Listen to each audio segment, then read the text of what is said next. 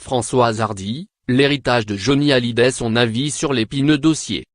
Comme Johnny Hallyday, Françoise Hardy a connu l'épreuve de la maladie, un cancer du système lymphatique qui lui a valu en 2015 3 semaines de coma et un traitement de la dernière chance. De nouveau en forme, la chanteuse de 73 ans publie un nouvel album, alors qu'elle disait pourtant ne plus vouloir écrire de chansons, ni chanter après s'être sérieusement blessée et avoir failli perdre la vie à cause d'un œdème pulmonaire. En pleine promotion de Personne d'autre, la femme de Jacques Dutronc et mère de Thomas Dutronc enchaîne les interviews et se confie à Paris Match ce jeudi 26 avril 2018. L'hebdomadaire s'intéresse à la position de Françoise Hardy dans la guerre autour de la succession de Johnny Hallyday. Impossible pour l'artiste de trancher en faveur d'un camp. Je comprends la douleur de David et Laura.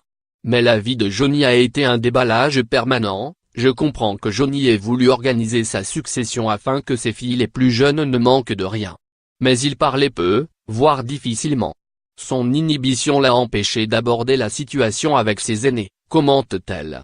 L'icône des yéyés connaît le contexte difficile dans lequel a grandi de Johnny Hallyday, sans doute à l'origine de sa non-prise de position. Moi, je n'ai pas oublié que Johnny a été abandonné par ses deux parents.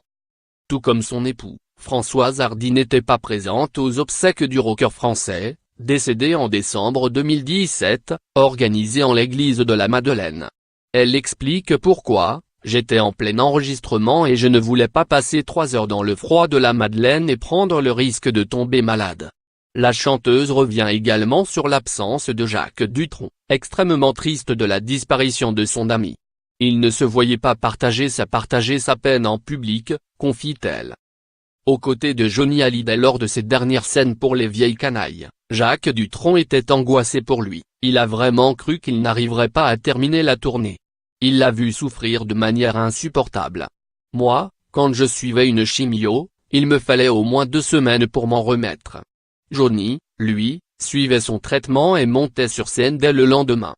Il a impressionné tout le monde. L'amour de la scène et du public était plus fort que le cancer. L'intégralité de l'interview de Françoise Hardy est à retrouver dans Paris Match en kiosque le 26 avril 2018.